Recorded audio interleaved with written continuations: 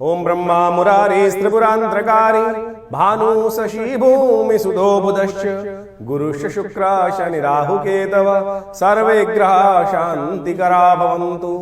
नमस्कार, स्वागत है आपका आचार्य वाणी में। मैं आचार्य डॉक्टर विक्रमादित्य आपके साथ हूँ। आज का विषय हमारा है तुला राशि वालों के लिए राहु का प्रभाव आने वाले समय में किस प्रकार का होने वाला है। राहु अपने आप में बड़े विचित्र ग्रह हैं। तुला राशि वालों के दृष्टिकोण से देखा जाए तो ये राहु का प्रभाव जो है बड़ा ही विचित्र है, और ये जहां जाने वाले हैं ना, वो जाने वाले हैं आपके पंचम भाव में, और चल रहे हैं वो छठे भाव में। छठा भाव किसका भाव है? बृहस्पति का भाव है। और बृहस्पति और राहु का जो योग है वो कभी शुभ नहीं माना जाता। बृहस्पति और राहु का योग बड़ा विचित्र माना जाता है। बृहस्पति जब भी राहु के साथ जुड़ेंगे तो वो कहीं ना कहीं दोष उत्पन्न करेंगे। अब चल क्या रहा था कि पिछले करीब 18 महीनों से बृहस्पति महाराज की राशि में चल रहे थे। राहु क्या है? बृहस्पति देवता है और राहु जो है वो दैत्य है। कथा हम आपको समझाएंगे कि किस प्रकार की सुंदर कथा शास्त्र में वर्णित की गई है और कैसा राहु बड़ा हठात्मक ग्रह है, हठपूर्व करने वाला ग्रह है। राहु ने जब सोच लिया कि मुझे अमृत पान करना है तो जाकर दुस्साहस किया, देवताओं का स्वरूप बनाकर वहां कहां बैठ गया? देवताओं की लाइन में जाके बैठ गया और सोचे अपने मंतव्य को पूर्ण करने के लिए भगवान की चाल को पहचान लिया। उसने उस रात पर ब्रह्म की चाल को पहचान लिया जिसको बाकी राक्षस नहीं पहचान पाए, कि मोहिनी अवतार में भगवान को पहचान गया वो, यानी अपने कर्तव्य को, अपने कर्म को, अपनी इच्छा को पूर्ण करने के लिए दुस्साहसपूर्ण वहीं चल रहा है आपके राहु। पिछले 18 महीनों से छठे भाव में चलता हुआ आप अपने शत्रुओं को काटने का प्रयास कर रहे हैं, चाहे वो कितने बड़े शत्रु हैं आपके, चाहे आपकी शक्ति है कि नहीं है, ये भ्रम उत्पन्न कर देता है। राहु ने जो भ्रम उत्पन्न किया, अभी हम कथा सुनाते हैं आपको सुन के पता चलेगा कि राहु की भ्रम की स्थिति क्या है। राहु भ्रमजाल में फंसा देता है। राहु धूम्र कारक ग्रह, छायापूर्ण ग्रह है, और वो छाया की स्थिति जो है ना, वो क्या होती? छाया। जब तक जियोगे छाया से तो दूर हो नहीं सकते अपनी। जब तक जियोगे तो कहीं ना कहीं छाया पड़ रही होगी आपकी। तो ये छायापूर्ण जो ग्रह है, कई लोग तथाकथित तौर पे कह देते हैं कि राहु तो है ही नहीं। अरे राहु का पूर्ण प्रभाव है। राहु मुख्य ग्रहों में रूप में आता है। नैसर्गिक दृष्टिकोण से इतना ताकतवर है कि सूर्य जैसे ग्रहण को, जो सूर्य बाकी सब ग्रहों को लोप कर देता है, राहु उनको ग्रसित कर देता है। ठीक है, वो 2 मिनट के लिए ग्रसित कर पाए, आधे घंटे के लिए ग्रसित कर पाए, पूरी जिंदगी के लिए ग्रसित नहीं कर सकते। तो ये भ्रम को आपको समझना है। अब राहु आपके बुद्धि में जाने वाले हैं। कब जाने वाले हैं? 18 मई 2025 को शाम को 5:08 पर, और रहेंगे यहां पर दिसंबर 2026 तक। क्या है? बुद्धि। लेकिन अच्छी बात, अब बहुत सारे लोग तथाकथित तौर पे कह सकते हैं बुद्धि में जाके तो राहु भ्रमित कर देंगे। अरे नहीं भाई, सोचो मूल क्या है। राहु जो है वो जा रहे हैं शनि के घर।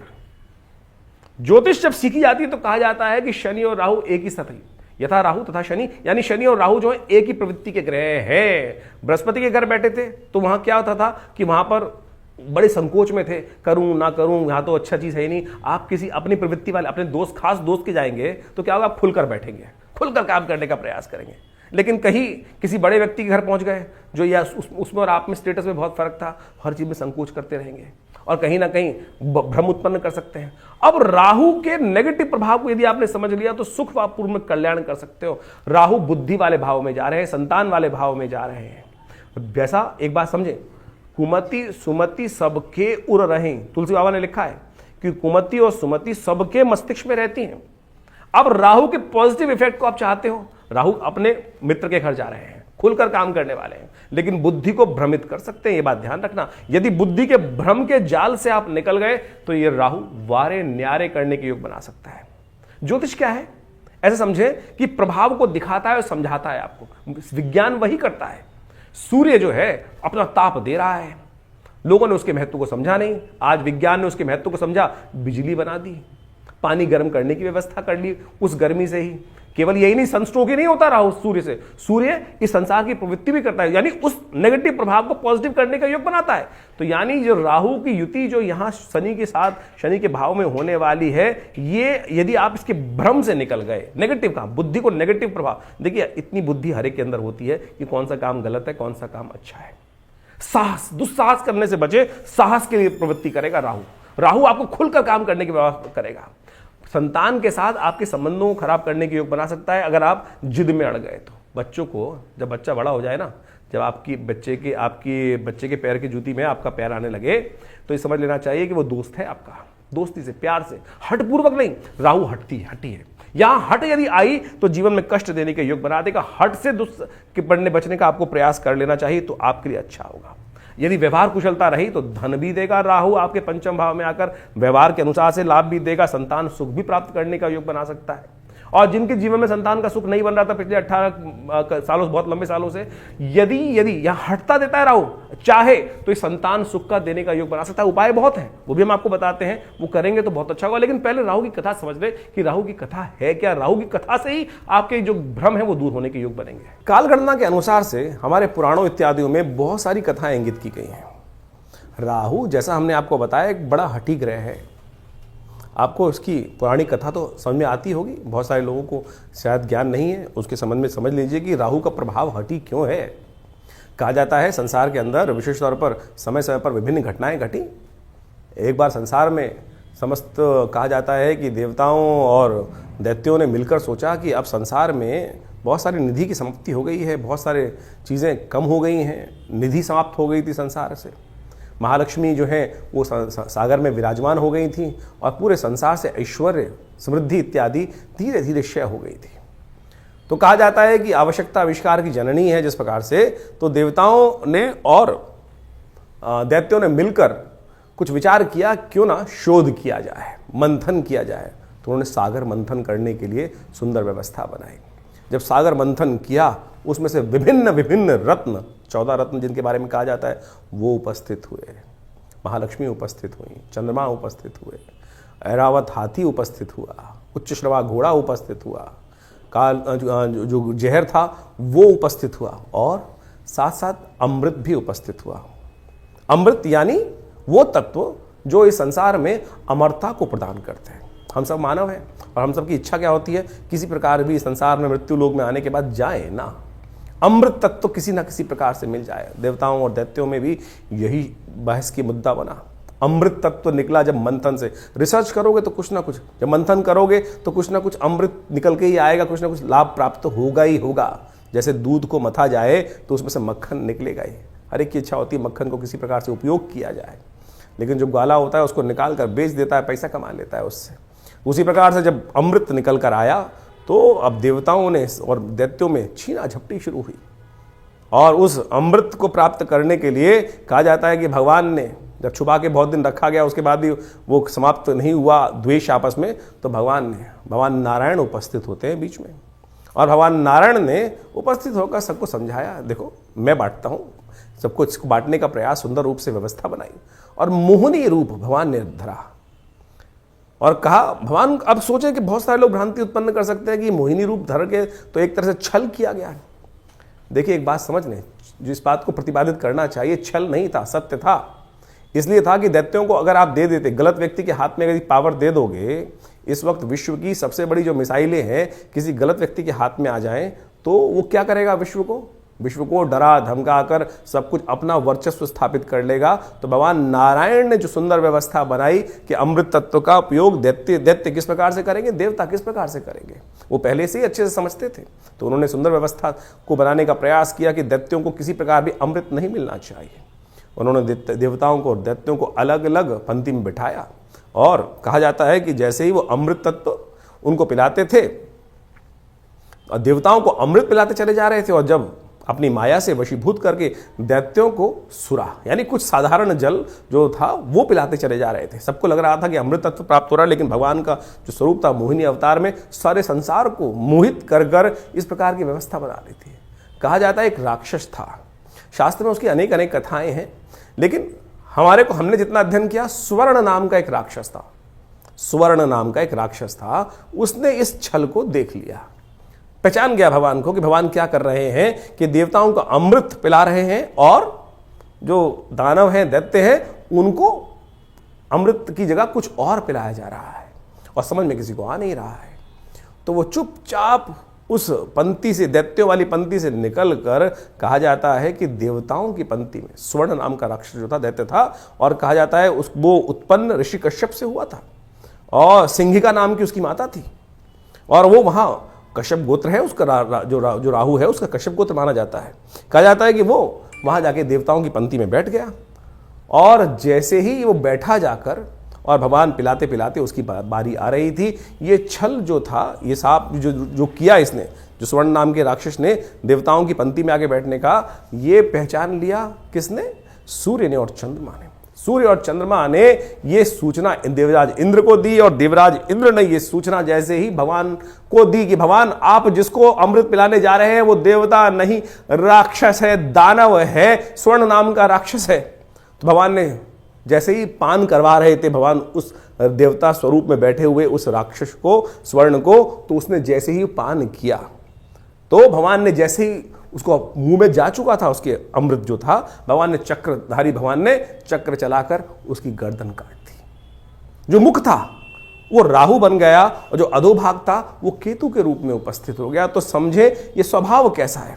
अब यहां राहु की उत्पत्ति हो जाती, ये है राहु।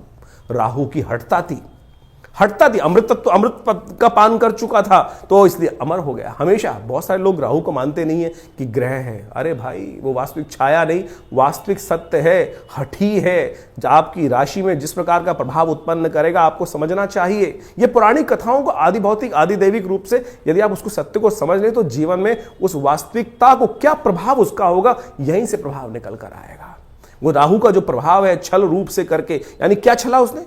अपने उस मंतव्य को पूर्ण करने के लिए उस राक्षस योनि से हटकर देवताओं की पंक्ति में जाकर बैठ गया और भगवान तक को, सोचें कितनी बड़ी सुंदर ये कथा क्या समझा रही है कि भगवान तक को, यहां भगवान ने नहीं छला, यहां भगवान तक को छलने के लिए राहु उपस्थित हो गया। तो राहु इस प्रकार का ग्रह है कि जो आपको किसी भी धर्मात्मा व्यक्ति को छल सकता है अपनी हठता को पूर्ण करने के लिए। तो इस भाव को समझें कि राहु क्या प्रभाव आपके जीवन में उत्पन्न कर रहा है। ये हमने जो राहु का ग्रह का प्रभाव आपको बताया ना कि आपकी राशि के अनुसार से आपकी जन्म पत्री में किस भाव में कहां बैठकर किस प्रकार का प्रभाव उत्पन्न करेगा, क्या कराएगा आपके लिए। तो सत्य रूप में इस कथा को हमने इसलिए उपस्थित किया है कि वो आप समझ सकें राहु का प्रभाव नेगेटिव भी होता है, पॉजिटिव भी होता है। हर व्यक्ति के अनुसार से ऐसा नहीं है कि नेगेटिव ही होगा। तो आपकी राशि के अनुसार से जो प्रभाव हमने समझाया है उसके लिए आपको सही रूप से कुछ उपायों की आवश्यकता है। तो तुला राशि वालों, आपने समझा कि किस प्रकार से राहु का प्रभाव है, राहु है क्या, उसके स्वभाव को समझने के लिए ज्योतिष ने हर चीज के लिए उत्पत्ति की रास्ता समझाया है। ये उत्पत्ति से स्वभाव समझ में आता है, प्रभाव समझ में आता है। नहीं तो मनोमस्तिष्क में हम लेके बैठे कि राहु तो नेगेटिव नेगेटिव। अरे नहीं भाई, राहु जो है बड़ा साहसी ग्रह माना जाता है और विश्वास दिलवाने वाला ग्रह माना जाता है। और आपके जहां पर वो बैठा है, बुद्धि वाले भाव में बैठा है, यदि आपने राहु के नेगेटिव प्रभाव को दूर करने के लिए सुमति का सहारा ले लिया तो ये देख लीजिए राहु कन्वीनियंट स्थान पर है और बहुत रूप से इस 18 महीनों में आपके लिए बुद्धि के द्वारा कैसा जंजाल बन सकता है कि जिसमें बहुत सारे लोग फंसकर आपके लिए लाभ के रास्ते बना सकते हैं। और ऐसे में विशेष तौर पर ध्यान रखिएगा, अगर नेगेटिव प्रभाव में फंस गए राहु की तो पारिवारिक परेशानियां उत्पन्न करने के योग बना सकते हैं, क्योंकि बुद्धि है जो हल्की सी नेगेटिव हो गई तो सबके लिए जी का जंजाल बन जाती है। और ऐसे में विशेष तौर पर ध्यान रखना कि जो बुध की जब ये राहु की दृष्टि है वो कहां का पड़ रही है, आपके लग्न पर पड़ रही है, जिद्दी बना सकता है, दुस्साहस करने का बहुत यानी साहस करें, साहस दे रहा है। कहीं भ्रम के जाल में राहु के फंस गए, बुद्धि को भ्रम के जाल में डाल सकता है राहु, इस बात का ध्यान रखना है। यदि बुद्धि के भ्रम के जाल में राहु फंस गए आप तो बस समझ लीजिए कि नेगेटिव प्रभाव उत्पन्न हो जाएगा। घर में नित्य पति पूजा की व्यवस्था बनाए, सबसे बड़ा उपाय। यदि राहु के नेगेटिव प्रभाव से बचना चाहते हैं तो शाम के समय अवश्य भगवान शंकर का सुंदर स्तवन करें, ओम नमः शिवाय का पाठ करें, बुद्धि धर्म में लगाने का प्रयास करें। यदि अधर्म में बुद्धि लग गई तो आप समझ लीजिए कहीं ना कहीं बुद्धि, क्योंकि राहु की एक दृष्टि ज्योतिष के दृष्टिकोण से कई अलग अलग स्कूल्स ऑफ थॉट्स हैं, उसमें एक दृष्टि कही गई है कि राहु की दृष्टि पंचम और नवम में भी होती है। बहुत सारे लोग नहीं मानते इस बात को, लेकिन अगर उसको मान ले तो क्या है कि धर्म को भी देख रहा है राहु, और धर्म का यदि उदय हुआ तो बहुत अच्छा। यदि अधर्म, राहु की दृष्टि कई बार पड़ती है तो क्या होता है कि सूर्य को लोप कर देते हैं। तो ध्यान रखना, अधर्म की तरफ गए तो सब कष्ट देने के योग राहु कहीं ना कहीं उत्पन्न करा देगा। ऐसे में विशेष तौर पर आपको ध्यान रखना है कि राहु के पॉजिटिव एटीट्यूड को बढ़ाने के लिए अपनी व्यवहारिक कुशलता का लाभ राहु देता दिखाई दे रहा है।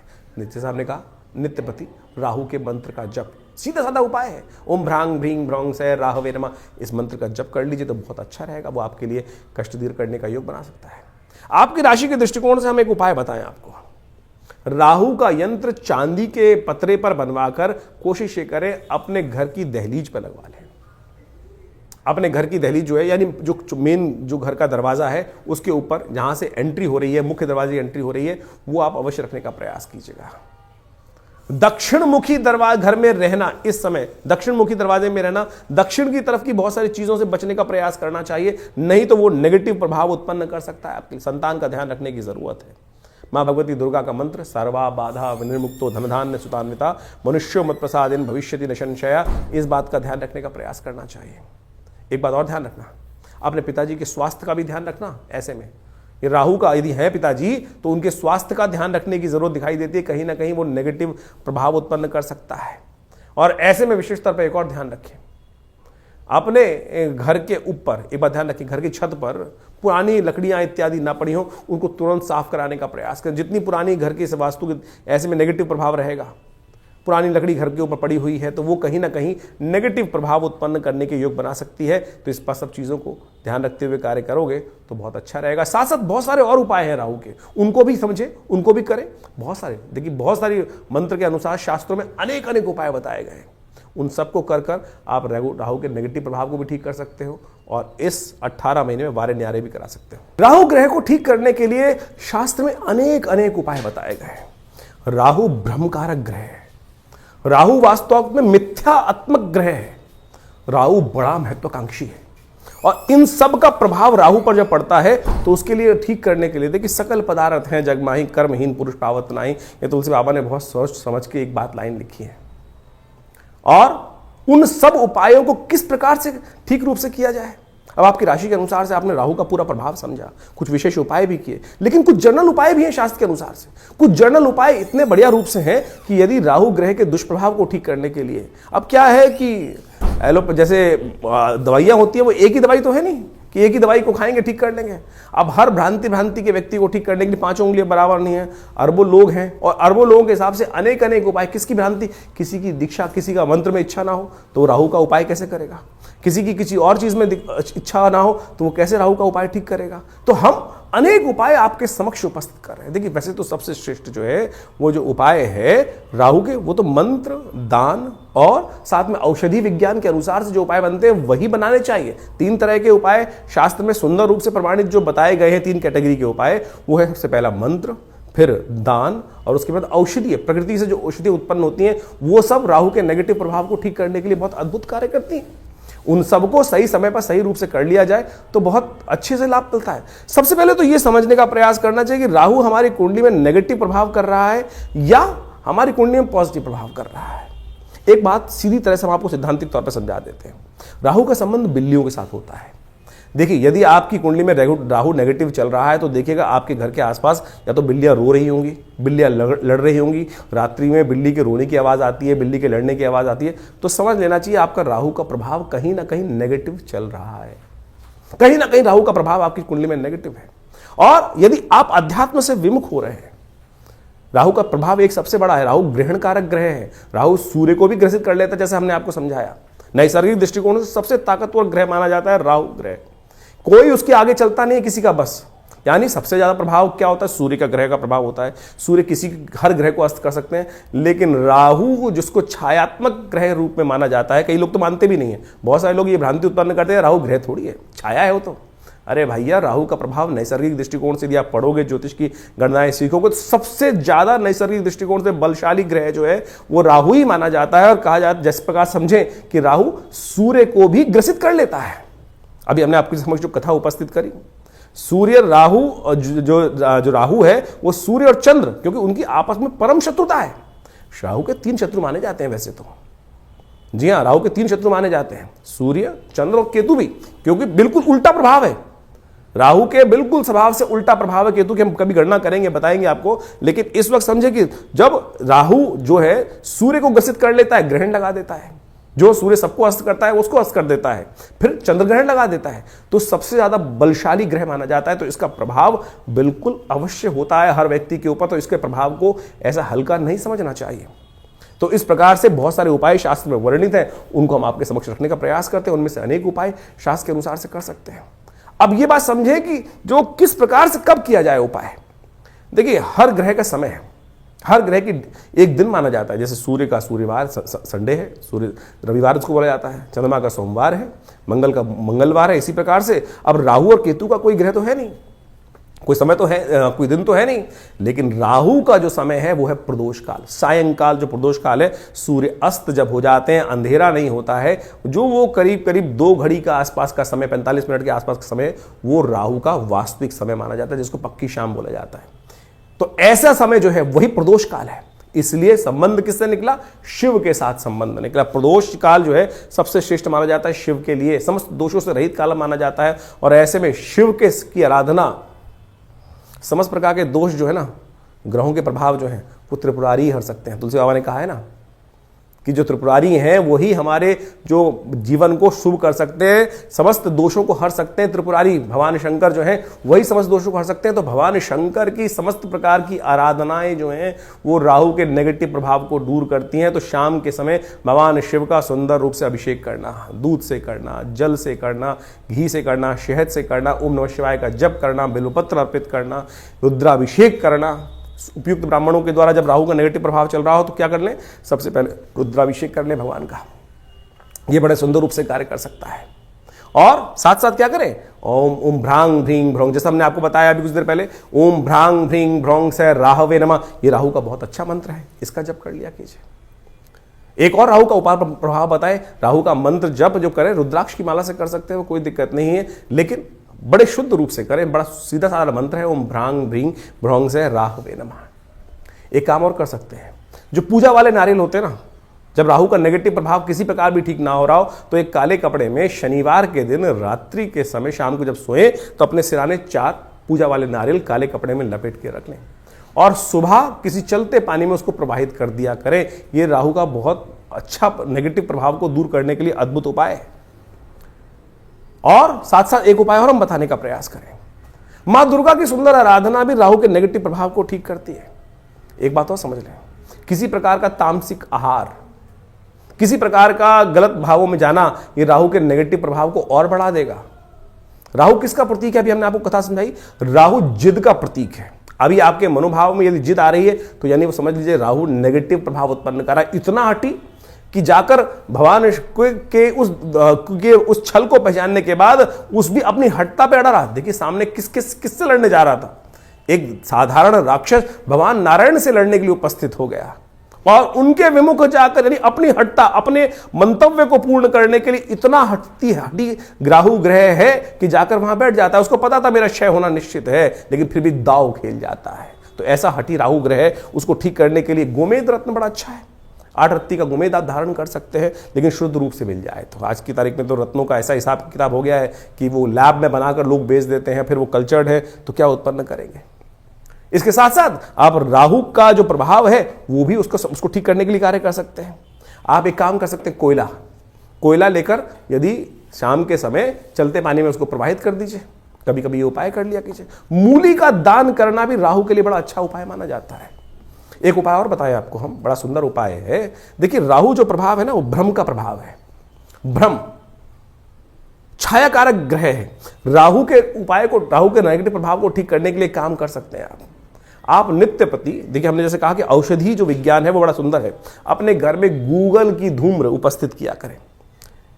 शाम के समय अवश्य काम करें कि एक कोयले का जो या लकड़ी का बना लीजिए कोयला, उसके अंदर हवन इत्यादि की सामग्री डालकर उस जो लकड़ी का कंडा है उसको रख लीजिए, या गोबर का जो विशेष तौर पर जो उपला बनाया जाता है उसमें आग लगाने के बाद उसके ऊपर थोड़ी सी गूगल अष्टगंध के अंदर आती है गूगल, एक पेड़ का गोंद होता है गूगल के पेड़ का, उसको डाल दिया जाए। यह बड़ा सुंदर प्रभाव है। राहु के नेगेटिव प्रभाव को धूम्र उपस्थित कर आप राहु के नेगेटिव प्रभाव को ठीक कर सकते हैं। राहु के विभिन्न कोण हैं। जो नैऋत्य कोण माना जाता है वो राहु का कोण माना जाता है। उस कोण को, घर को साफ रखने का प्रयास करें, गंदगी ना रखें उस कोण को। उस राहु जब नेगेटिव हो रहा होता है, समझ लीजिए उस कोण में घर में नेगेटिव आनी शुरू हो जाती है। उस कोण में कम से कम जूते ना रखें। नैऋत्य कोण में जूते ना रखने का प्रयास करें, गंदा न रखने का प्रयास करें। और तो और समझे, राहु का नेगेटिव प्रभाव जब हो रहा हो, घर के दरवाजे जो है वो क्या होता है, आवाज करने लगते हैं, ची ची ची की आवाज आने लगती है, चिटकनी खराब होने लगती है, तो उनको ठीक रखने का प्रयास करना। ये सब वास्तविक दृष्टिकोण से भी बड़ा सुंदर उपाय है। इनको रखने का प्रयास ठीक करेंगे तो बहुत सुंदर रूप से लाभ प्राप्त होगा। जो आपके घर में राहु क्या है, एक नेगेटिव ग्रह है और धूम्रात्मक ग्रह है, कोशिश ये करें आपके घर में गंदगी नहीं होनी चाहिए। जैसे आपके नहाने की जगह, स्नान करने की जगह है, वहाँ बहुत सारी, कई बार क्या होता है काई लगी है, कुछ लगी है, घर में बहुत सारी सीलन आई हुई है, तो समझ लीजिए राहु का नेगेटिव प्रभाव आपके जीवन में चल रहा है। उसको तुरंत ठीक करने का प्रयास करें। फटी हुई चप्पल पहन रखी है, ये राहु का नेगेटिव प्रभाव है। और अब क्या होता है कि व्यक्ति चलाए चले जाते, दरिद्रता को पाल के रखते हैं। तो ऐसे में उनको ठीक करने का आपको प्रयास कर लेना चाहिए। यदि इन सब चीज़ों को हमने जो उपाय बताए उनको आप कर लें। राहु का यंत्र अपने आप में बहुत जबरदस्त चीज़ है। राहु के मंत्र से करीब 18,000 मंत्र को जप करके ओम भ्रांग भ्रीं भ्रौंग से राहवे नमः, इस मंत्र से सिद्ध करा हुआ राहु का यंत्र आप स्थापित कर सकते हैं। ये 1.5 साल तक बिल्कुल रूप घर में रखें। उसका नेगेटिव प्रभाव यदि सही रूप से जप हुआ है, बहुत सारे लोग तो जप ही नहीं करते हैं, केवल लिया और आज की तारीख में बाजार में जितने मिल रहे हैं राहु के यंत्र के रूप में उपस्थित किया गया, वो केवल आकृति नहीं है। उसको जो जैसे आप मान के चले मूर्ति प्रतिष्ठा की जाती है मंदिर के अंदर, तो मूर्ति को प्रतिष्ठा करने के लिए एक पूरा विज्ञान है, उसके अनुसार से पूजा पाठ कर 10-12 दिन तक उसकी व्यवस्था की जाती है, तब वो प्रतिष्ठित होती है। उसी प्रकार से यंत्र भी प्रतिष्ठा करने की सुंदर व्यवस्था बनाई गई है शास्त्रों के अनुसार से, तब तो वो जागृत हुआ, नहीं तो केवल वो आकृति है, नहीं तो केवल वो कागज का टुकड़ा है या जिस पे भी बना हुआ है उसका टुकड़ा है। यदि सिद्ध राहु के यंत्र को स्थापित कर आप चांदी के पत्रे पर लगा रहे अपने घर के द्वार पर लगवा दें, तो राहु के नेगेटिव प्रभाव को ठीक करने के लिए बहुत सुंदर रूप से कष्ट का निवारण करने का योग बन जाता है। तो ये छोटे छोटे उपाय हम आपको बताने का प्रयास कर रहे हैं। एक काम और कर सकते हैं आप, तांबे के लोटे में जल रखकर रात्रि में रखिए और सुबह सुबह उसको किसी कटीले वृक्ष में डाल दिया करें। ये राहु के नेगेटिव प्रभाव को दूर करने के लिए सबसे अच्छा उपाय माना जाता है। वट वृक्ष का संबंध राहु के साथ भी माना जाता है। वृक्षारोपण, किसी देवस्थल पर जाकर आपके द्वारा कोई वट वृक्ष लगाएं और घर के नैऋत्य कोण की तरफ लगाने का प्रयास करें। घर के नैऋत्य कोण की तरफ यदि आप कोई ऐसा बड़ा विशाल वृक्ष लगाकर दूर, घर से दूर, पार्क इत्यादि में नैऋत्य कोण की तरफ चलते हुए लगाएं और उसको नित्य प्रति पोषित करें, तो ये राहु के नेगेटिव प्रभाव को ठीक करने के लिए बहुत अच्छा उपाय कर सकता है। सीधे साधे उपाय जो हमने आपके समक्ष उपस्थित किए हैं, ये करेंगे तो बहुत अच्छा रहेगा। सबसे बढ़िया श्रेष्ठ उपाय भगवान शिव की आराधना, तिलोदक, तिल के जल से तिल मिलाकर उसके द्वारा भगवान का सुंदर अभिषेक, भस्म के द्वारा भगवान का अभिषेक करना, ये समस्त चीज़ों से राहु का नेगेटिव प्रभाव, देखिए इतने उपाय हमने आपको बताए, इनको समझ लीजिए, करेंगे तो बहुत सुंदर रूप से आपके नेगेटिव प्रभाव को ठीक करने के लिए राहु अद्भुत रूप से आपकी सहायता ही करेंगे, लाभ ही देंगे। तो ये आपने राहु का जो प्रभाव है आपकी राशि के अनुसार से समझा, लेकिन जन्मपत्री तो है, पूरे बहुत सारे ग्रहों का योगा योग का प्रभाव है, वो उसको समझना चाहिए। लेकिन एक स्पेसिफिकली ग्रह भी परिवर्तन कर जीवन में वारे न्यारे कर सकता है, इस बात को हमको समझना चाहिए।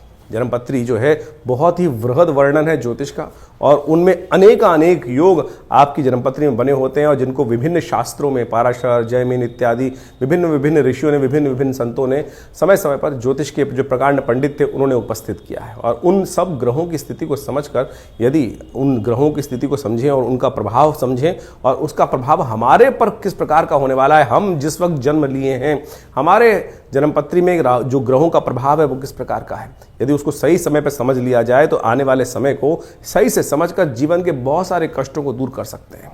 कई बार क्या होता है कि जब भाग्य में बहुत कुछ कष्ट लिखा होता है तो हम सही जगह पहुंच नहीं पाते हैं। इसलिए भाग्य को, ज्योतिष विज्ञान जो है, ज्योतिष को विज्ञान कहा जाता है। ज्योतिष को शास्त्रों में जो विज्ञान की बात की गई है, देखिए सोचें कि आज नासा की जो गणना है वही हमारे ज्योतिष शास्त्र की गणनाओं को बिल्कुल मैच करती हैं। चाहे वो ग्रहण का प्रभाव हो, चाहे वो ग्रहों की दूरी हो, चाहे वो ग्रहों की गति हो, चाहे वो ग्रहों का जिस प्रकार से अस्त होना, दिखाई देना, किस प्रकार का योगा योग बनना है, कब, आज नहीं 100 साल बाद का भी गणना ज्योतिष शास्त्र के अनुसार से बताई जा सकती है, और वो बिल्कुल एग्जैक्टली मॉडर्न एस्ट्रोनॉमी के पॉइंट ऑफ व्यू से बिल्कुल एग्जैक्ट बैठती हैं। तो आप इस बात को सत्य रूप में समझ लें कि ज्योतिष के प्रकांड पंडित जिन्होंने इस संपूर्ण ज्योतिष विज्ञान की संरचना अनादिकाल से करी, अनादिकाल से, कोई इसको गणना की जाए कि 100 साल, 500 साल पहले, 1000 साल पहले या 2000 साल पहले, नहीं, अनादिकाल से। भारत के अंदर वेद विज्ञान के अनुसार से जो सृष्टि संवत लिखा गया है वो करोड़ों में है, और उसके अनुसार समझ सकते हैं कि हमारी काल गणना बिल्कुल एग्जैक्ट कहाँ से रही। हम विकसित थे, विकसितता की तरफ चलते चले जा रहे हैं, और ज्योतिष की महत्ता इसी बात से प्रपूरित हो जाती है कि ज्योतिष की जो गणनाएं हैं वो बिल्कुल आज मॉडर्न साइंस के अनुसार से एग्जैक्ट बैठती हैं। तो इस बात को हमें ज्योतिष विज्ञान को समझना चाहिए और ग्रहों की गणना के अनुसार से चीज़ों को समझते हुए कार्य कर लेते हैं। बहुत सारे लोग विडंबनाएं मन में उत्पन्न कर सकते हैं कि सब बकवास है, कुछ नहीं है, क्या नहीं है। ऐसे तो मॉडर्न जो हेल्थ पॉइंट ऑफ व्यू से जो मॉडर्न विज्ञान है उसके अनुसार भी बहुत सारी चीज़ जंजाल बन जाती हैं, और लेकिन जब भाग्य होता है तो सही दिशा सही डॉक्टर पे व्यक्ति पहुंच जाता है और उसके द्वारा बताए गए निदान को प्राप्त कर कर आरोग्यता प्राप्त कर लेता है। वही ज्योतिष विज्ञान है कि सही समय पर हमें सही समय की चाल समझ में आ जाए और उसका प्रभाव हमारे जीवन पे किस प्रकार का प्रभाव होने वाला है वो समझ में आ जाए तो हम जीवन के वारे कष्टों को दूर कर सकते हैं, वारे न्यारे कर सकते हैं। तो इसलिए अपनी ज्योरम पत्री को समय समय पर दिखाते रहना चाहिए। ये जो हम लगातार संवाद आपके समक्ष अपने चैनल के माध्यम से उपस्थित करते रहते हैं, बताते रहते हैं ग्रह गणनाओं के बारे में। अब देखिए यहाँ पर तो राशि के अनुसार ही बताना पड़ेगा, यहाँ तो ग्रहों की चाल के अनुसार ही बताना पड़ेगा। क्यों? क्योंकि अरबों लोग हैं संसार के अंदर, हर एक का भाग्य अलग है।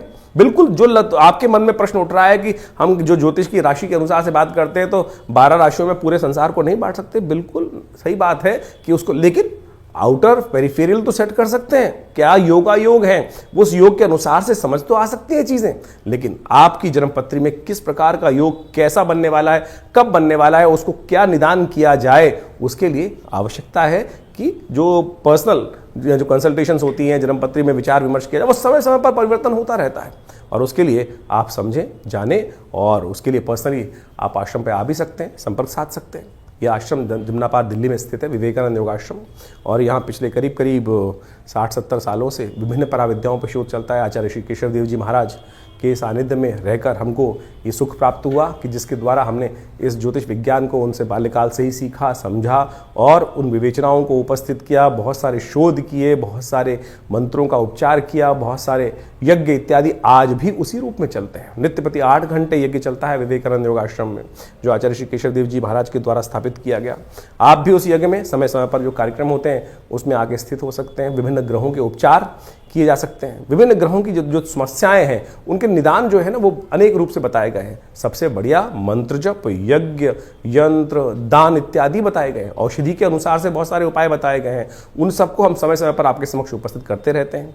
तो आप इस संस्थान पर आकर माँ भगवती का सुंदर श्री विग्रह जो विराजमान है उनके भी दर्शन कर सकते हैं। और उन्हीं का प्रभाव है कि जो आज इस तपस्थली पर नित्य प्रति 8 घंटे यज्ञ चलता है, भगवान की कृपा से समस्त रूप से बहुत बड़ी गौशाला है और वहाँ पर भी गौ सेवा इत्यादि के कार्य किए जाते हैं। औषधालय है जो योग, प्राकृतिक चिकित्सा, आयुर्वेद, फिजियोथेरेपी, एलोपैथिक को इंटीग्रेट करके हम बहुत सारे रोगों का निदान करते हैं। भारत सरकार के पैनल पर हैं, भारत के जो एक्रेडिटेशन अथॉरिटी है NABH, उससे एक्रेडिटेड हॉस्पिटल है, यानी मॉडर्न फैसिलिटी के साथ साथ इस संस्थान को बनाया गया है। आप इन समस्त चीज़ों का लाभ लेते हुए आप इस संस्थान से जुड़ें। धन्यवाद।